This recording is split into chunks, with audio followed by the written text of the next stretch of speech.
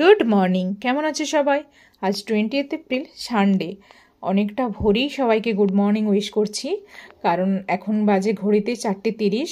রওনা দেওয়ার জন্য প্রায় রেডি হয়ে গেছি, ব্যাগপত্র গুছিয়ে রেডি হয়ে মোটামুটি নেমে এসেছি। মা জিজ্ঞেস করলো কি খাবি, তো আমি বললাম তোমার হাতের এক কাপ চা খেয়েই বেরোবো, আর কিছু খাবো না। এদিকে আমার সারথিও চলে এসেছে, বেচারা আমার জন্য ঠিকমতো শান্তিতে ঘুমোতেও পারে না। আমি উঠেছি 3টের সময়, সব কিছু আগের দিন গুছিয়েই রেখেছিলাম, কিন্তু মাম্মামকে হঠাৎ করে না উঠিয়ে বা একটু টাইম নিয়ে উঠিয়ে রেডি করে আসবো বলেই একটু আগে উঠেছি। বাইরের গরমটা জাস্ট এড়ানোর জন্য আমি কোথাও বেরোনো থাকলে এভাবেই বেরিয়ে পড়ি, বাইরের গরমটা নেওয়া যায় না। তো বাইরেটা দেখো এখনও বেশ অন্ধকারই আছে, একটু কষ্ট করে বেরিয়ে গেলে এই সময়টা বেশ উপভোগ করার মতো। কয়েকটা দিন এখানে বেশ মজা করে কাটালাম। বাড়িতে আসলে অনেকটা টাইম মাম্মামকেও দিতে পারি এবং আমিও আমার মার সাথে কাটাতে পারি। তো স্বাভাবিকভাবেই মনটা ভীষণ খারাপ, মায়ের চোখের দিকে তাকাতে পারছিলাম না।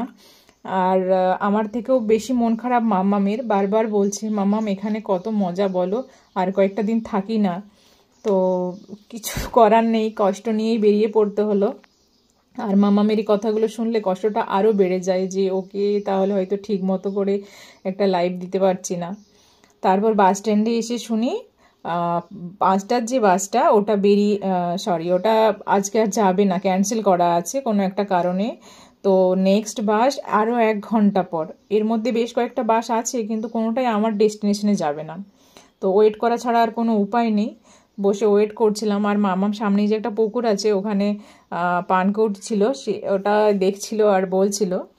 তো কিছুক্ষণ ওয়েট করার পর বাস চলে আসলো, বাসটা দেখো পুরোটা ফাঁকা। বুড়াদা ছিল, আমাদেরকে বাসে তুলে দিয়ে তারপরও বেরিয়ে গেল, ওর কিছু কাজ আছে।